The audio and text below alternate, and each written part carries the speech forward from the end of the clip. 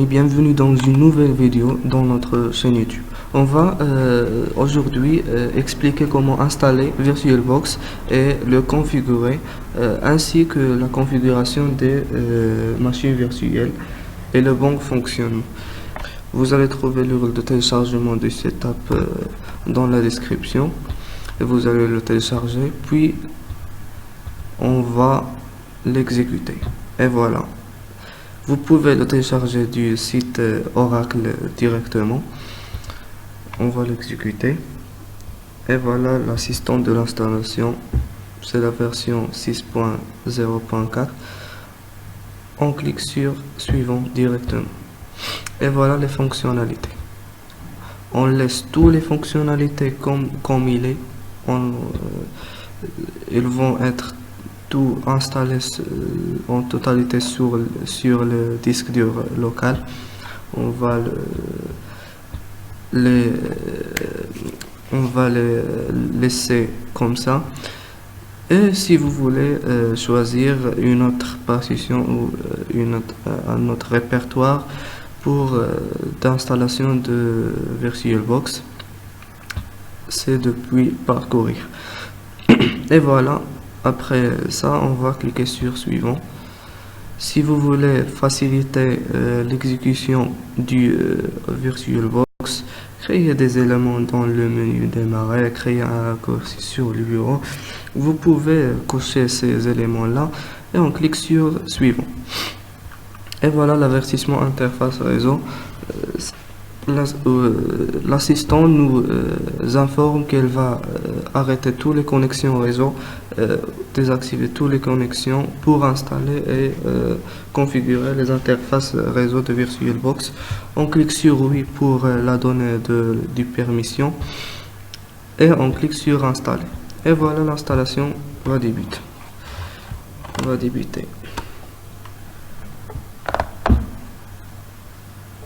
On clique sur Oui.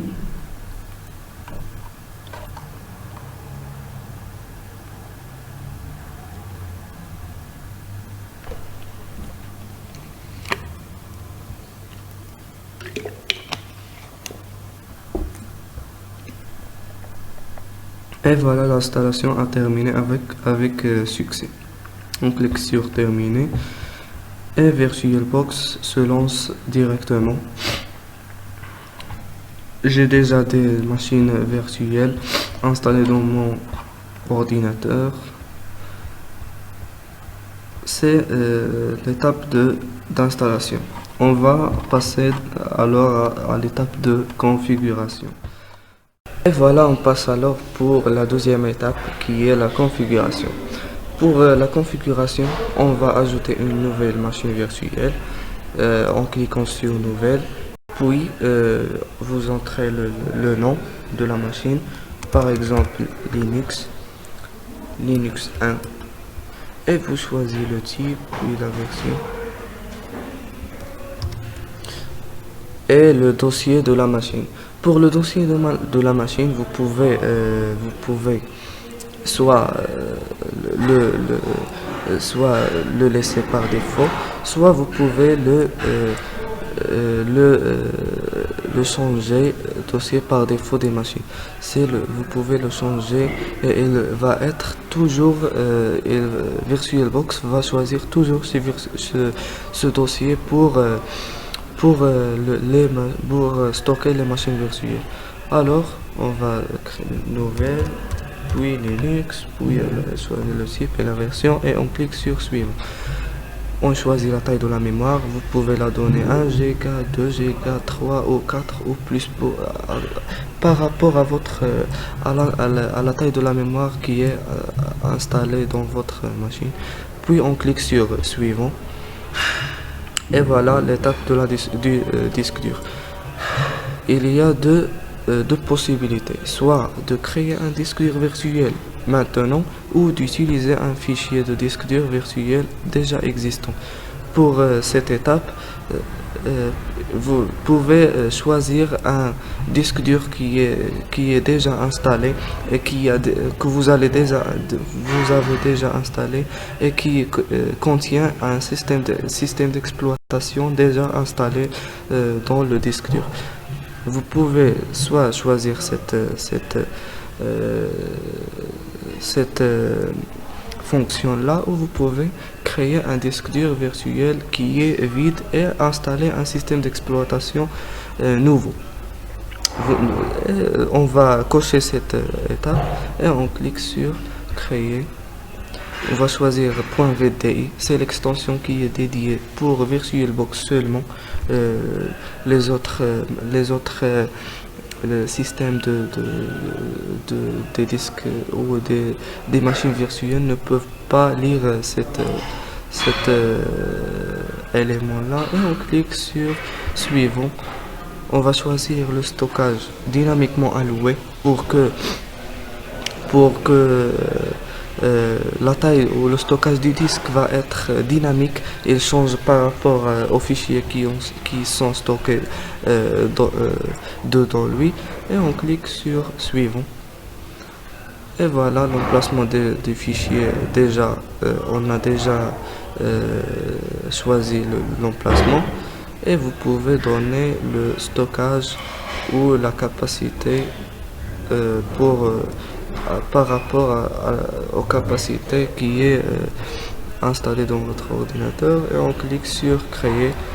Et voilà, la machine virtuelle a été créée avec succès.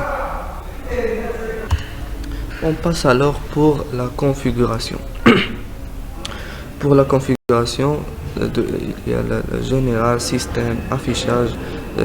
On va parler de tous ces éléments-là. Pour le base, le nom, le type, vous pouvez changer ces éléments-là. Puis, vous pouvez changer le dossier des instantanés pour le dossier des captures. Vous pouvez activer ou désactiver le presse-papier partagé si vous voulez copier ou coller ou couper de votre machine virtuelle vers votre machine réelle, ou le contraire. Vous choisissez cet élément. Pour le glisser déposer, vous pouvez l'activer si vous voulez glisser et déposer de votre machine virtuelle vers votre machine réelle, ou le contraire. Vous pouvez entrer une description pour votre machine virtuelle. Vous pouvez chiffrer les données de disque. Et voilà, on passe pour le système. On a la carte mère, le processeur et l'accélération. Pour la carte mère, vous pouvez choisir la mémoire vive que vous avez déjà choisi, mais vous pouvez la changer.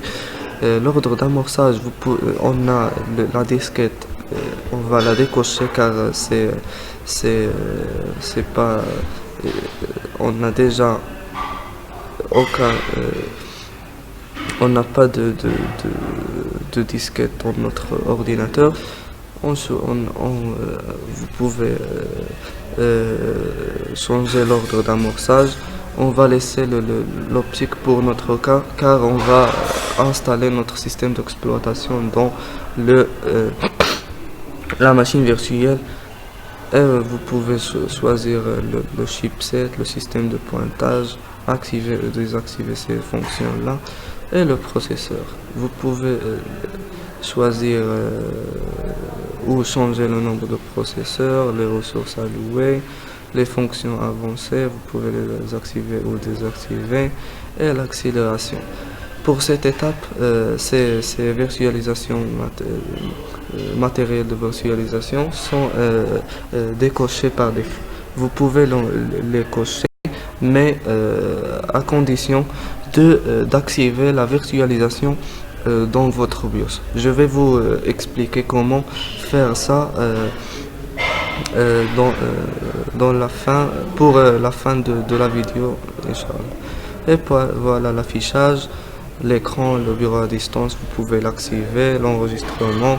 Pour l'écran, vous pouvez changer la mémoire vidéo, le nombre d'écran si vous avez plusieurs écrans installés, le contrôleur, de graphique, le pilote de graphique, l'accélération, et voilà le stockage. Vous pouvez insérer des contrôleurs ici. Vous pouvez, on va choisir une image ISO qu'on va installer dans votre machine virtuelle. Pour notre cas, je vais choisir Kali Linux. Et voilà, ouvrir. Et pour le son, vous pouvez activer ou désactiver le son. Vous pouvez activer l'entrée audio, le microphone. Et voilà l'étape du réseau. Le VirtualBox nous donne la possibilité d'activer 4 interfaces sur notre machine virtuelle. Vous pouvez activer l'interface réseau 1, 2, on va activer trois interfaces. Le NAT, il est recommandé de choisir PCNet Fast 3 dans le type d'interface. Il génère une adresse MAC automatiquement en cliquant sur cette flèche là, et l'interface de ce réseau NAT nous donne la possibilité de connecter la machine virtuelle et la machine réelle par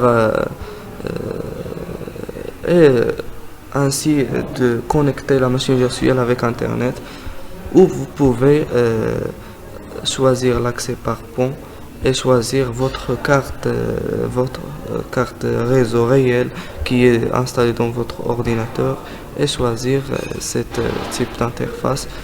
Vous pouvez autoriser les VM, les machines virtuelles. Et la troisième, c'est le réseau interne. Vous pouvez activer cette fonction pour que la machine virtuelle se connecte directement à l'internet à travers la carte réseau.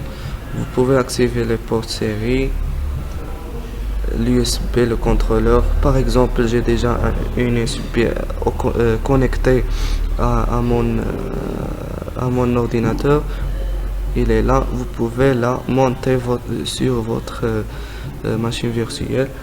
Ainsi, vous pouvez partager les dossiers entre la machine virtuelle et la machine réelle et changer l'interface utilisateur sur votre machine. Et voilà, ça pour la configuration. C'est la configuration là. Et voilà, on passe alors pour les problèmes que vous allez rencontrer. Soit il y a deux problèmes qui sont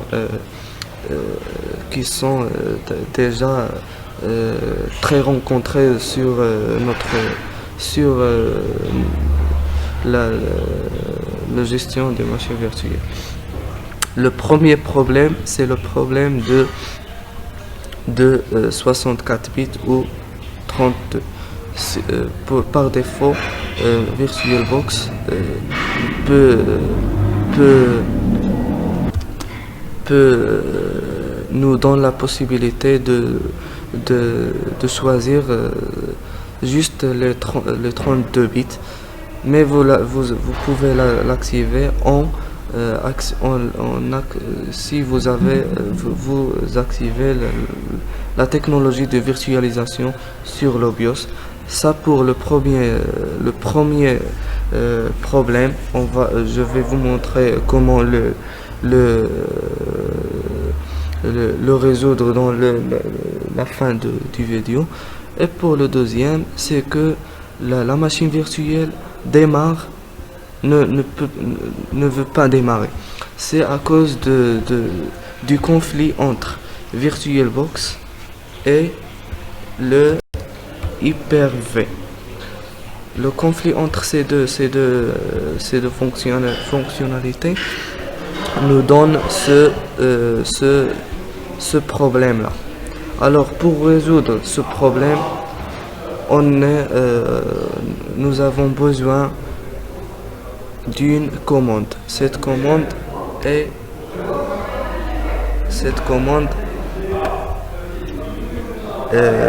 sous CMD. Cette commande est la suivante. On exécute la commande. C'est ça la commande pct edit. Voilà. pct edit. Voilà, on a hypervisor launch type is off. J'avais déjà le désactiver.